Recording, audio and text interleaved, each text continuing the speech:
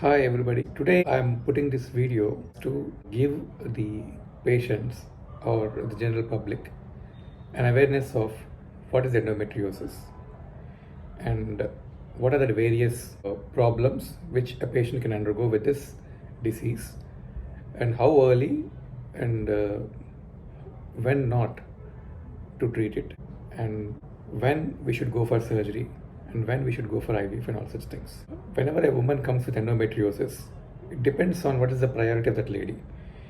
She may be a student who is unmarried, wherein our option will be more of conservative and will be more of treating the symptoms.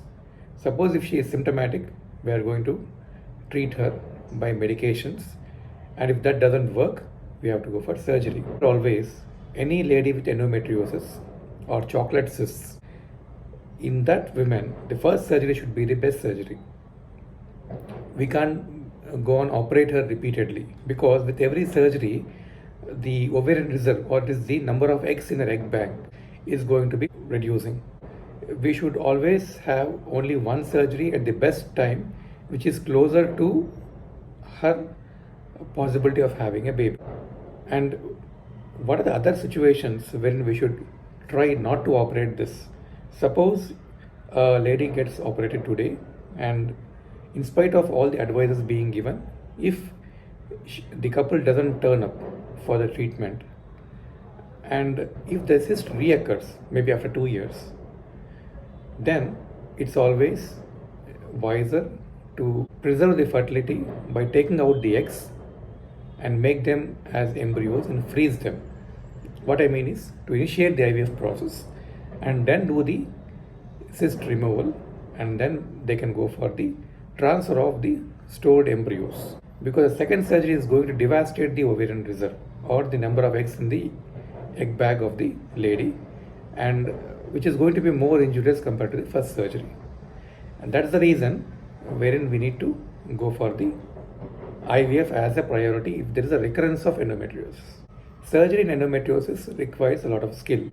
All endometriosis patients are not alike. So suppose you see a milder stage of disease on the ultrasound, and when you take the patient for surgery, when you start, it may show up as a major disease. So what you started as a minor can be turning as a major. Now, why this is important? Suppose you do a surgery now, and if the surgery is incomplete, and you again see back the problem after 6 months. Now, this is not a recurrence.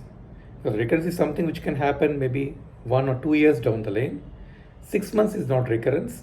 It is a residual disease which has again grown and which was incompletely removed during the surgery.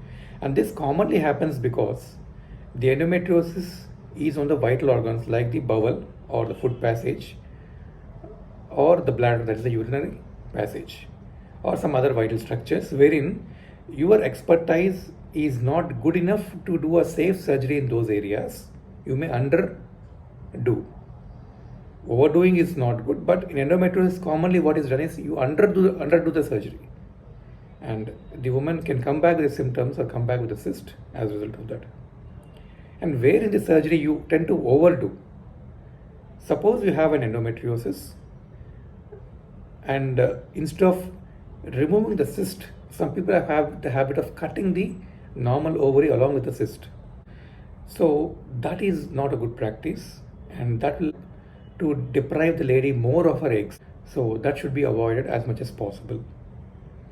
So a proper timed, without underdoing or overdoing surgery is good in endometriosis, and a properly timed IVF whenever it is appropriate is again the treatment of choice in endometriosis.